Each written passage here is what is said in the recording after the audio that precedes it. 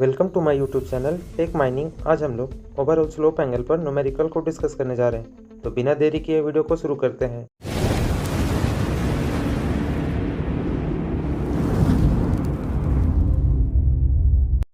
Video शुरू करने से पहले अगर आपने हमारे प्रीवियस वीडियो लेक्चर को अभी तक नहीं देखा है, जिसमें मैंने ओपन कास्ट माइनिंग के बेसिक टर्मिनोलॉजी को कवर किया था, अगर आप वो वीडियो देख लेते हैं तो आपको ये टॉपिक अच्छे से समझ में आएगा।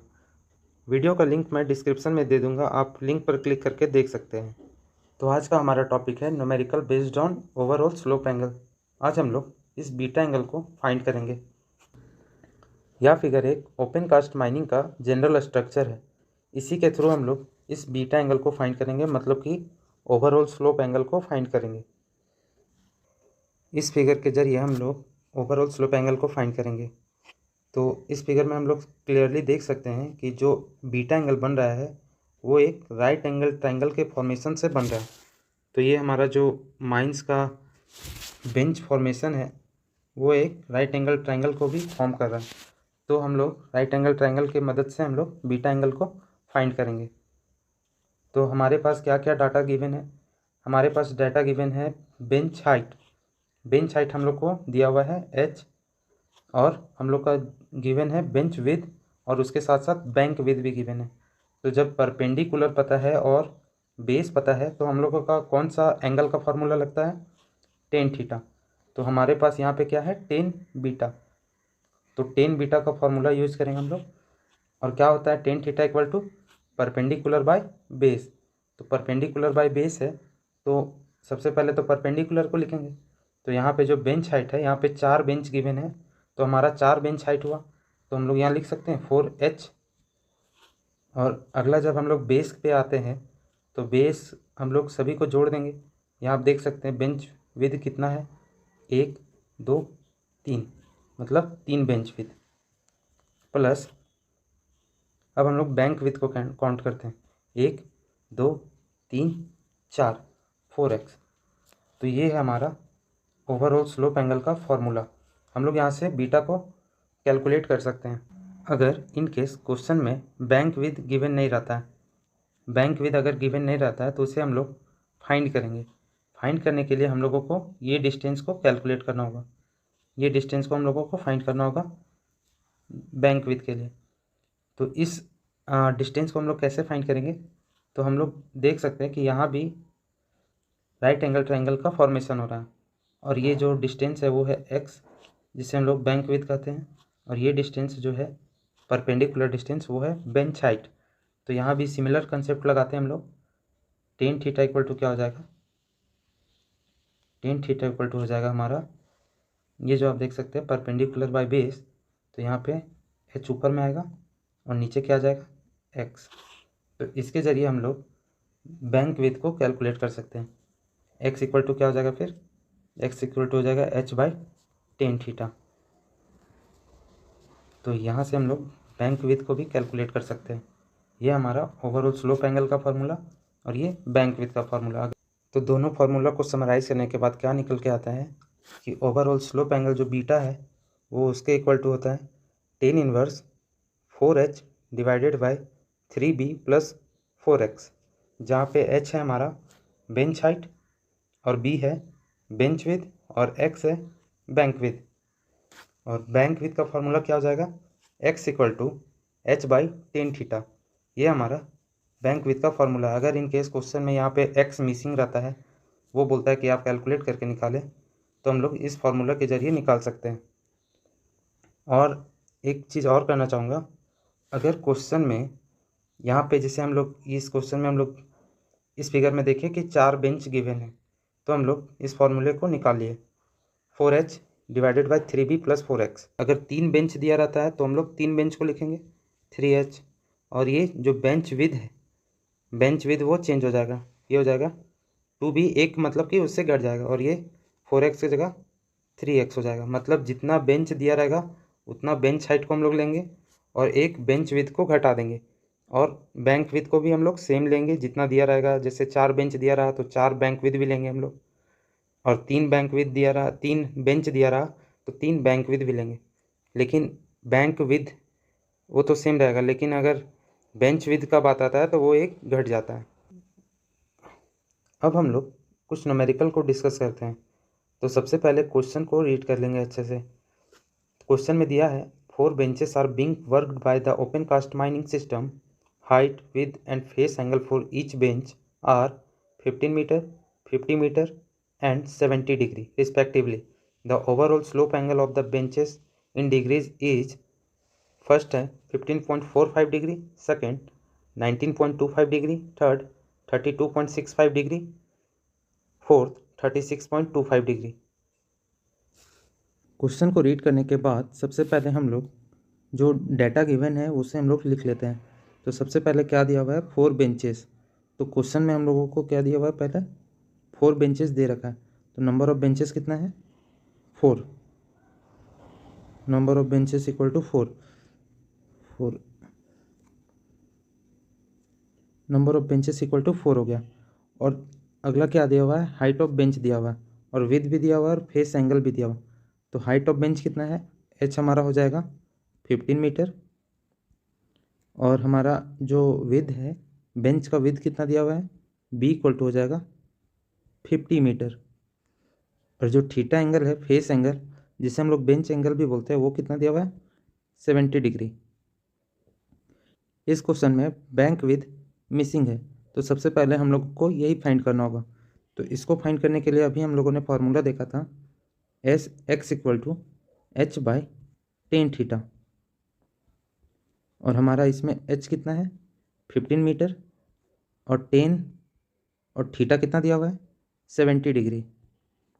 इसको जब हम लोग सॉल्व करते हैं तो क्या आता है, इसको सॉल्व करने के बाद, इस टर्म को सॉल्व करने के बाद हमारा आता है 5.459 मीटर। ये हमारा बैंक विड्थ निकल कर आता है इतना। अब हमारा बैंक विड्थ निकल गया है तो हम लोग ओवरऑल स्लोप एंगल को फाइंड कर सकते हैं। तो ओवरऑल स्लोप एंगल का फॉर्मूला क्या होता है, बीटा इक्वल टू 10 इनवर्स और नंबर ऑफ बेंचेस कितना दिया हुआ है 4, तो 4h हो जाएगा। और दिया हुआ है अगर 4h है तो हमारा यहाँ पे 3b होगा प्लस 4x। ये है हमारा फॉर्मूला ओवरऑल स्लोप एंगल का। तो इसको जब हम लोग कैलकुलेट करेंगे तो सबसे पहले तो हम लोग जो गिवन डाटा उसको लिख लेते हैं। तो 4 इंटू 15 हो जाएगा divided by 3 into 50 plus 4 into, अभी हम लोग देखिए x को कैलकुलेट किए हैं तो x का वैल्यू कितना है 5.459। इसके बाद जब हम लोग इस डाटा को कैलकुलेट करते हैं तो ओवरऑल कितना आता है 19.246। इसके बाद और भी अंक आते हैं तो उसे हम लोग 3 अंक तक लिख सकते हैं। तो ये हमारा बीटा का वैल्यू, मतलब ये हमारा ओवरऑल स्लोप एंगल निकल गया। तो इसको हम लोग और क्या लिख सकते हैं, बीटा इक्वल टू 19.25 भी लिख सकते हैं। तो ये हमारा निकल गया ओवरऑल स्लोप एंगल। अब हम लोग देखते हैं आंसर को मैच करते हैं तो कौन सा आंसर आता है। तो ये हमारा बी इक्वल टू, जो बी ऑप्शन है वो मैच कर रहा है। तो ओवरऑल स्लोप एंगल क्या हो गया 19.25 डिग्री। तो ये हमारा ओवरऑल स्लोप एंगल निकल कर आ गया है। इसके बाद हम लोग एक और क्वेश्चन को देखेंगे। तो हमारा अगला क्वेश्चन है जिसमें हम लोग को ओवरऑल स्लोप एंगल फाइंड करना है। तो इस फिगर के माध्यम से हम लोगों को ओवरऑल स्लोप निकालना है। तो सबसे पहले जो क्वेश्चन में दिया हुआ है उसे हम लोग लिख लेंगे। तो आप क्वेश्चन में सबसे पहली बात तो देख सकते हैं कि ये 3 बेंच का मतलब इसमें फॉर्मेशन है और तीनों बेंच हाइट जो है वो अलग अलग है। एक है 6 मीटर, एक है 8 मीटर और तीसरा भी है 8 मीटर। तो इससे तो क्लियर हो गया कि जो बैंक विड्थ आएगा वो भी अलग अलग आएगा। तो सबसे पहले जो जो दिया वो लिख लेते हैं। तो 3 बेंचेस है और जो हमारा बेंच विड्थ दिया हुआ है वो दिया हुआ 25 मीटर और जो फेस एंगल है जिसे हम लोग बेंच एंगल भी बोलते हैं वो दिया हुआ है 75 डिग्री। तो इसको अगर हम लोग अगर बैंक विड्थ निकालें तो इसको हम लोग मान लेते हैं x1, इसको मान लेते हैं x2, इसको मान लेते हैं x3। तो जो हमारा ओवरऑल बैंक विड्थ आएगा वो क्या हो जाएगा x1 plus x2 plus x3। ये हमारा आ जाएगा बैंक विड्थ। तो हम लोग इसको बारी बारी से कैलकुलेट करते हैं। तो सबसे पहले इसका फॉर्मूला लगाते हैं x1 x1 का क्या हो जाएगा, x1 के लिए हो जाएगा h1 divided by 1075 degree plus h2 क्या हो जाएगा 1075 डिग्री, फिर क्या हो जाएगा h3 नीचे में क्या आएगा 1075 डिग्री आएगा। उसके बाद हम लोगों को क्या करना है, जो हाइट दिया हुआ है उसको पुट कर देते हैं। तो h1 कितना था 8 और नीचे क्या है 1075, तो इसको हम लोग लिख लेते हैं 1075 प्लस h2 कितना था 8, फिर लिख लेते हैं हम लोग 1075 डिग्री, और h3 कितना है हमारा 6 था हाइट और ये 1075 हो जाएगा। तो हम लोग बारी बारी इस कैलकुलेट इसका करते हैं, एक एक करके हम लोग कैल्सी में पुटअप करेंगे और इसको निकालते हैं।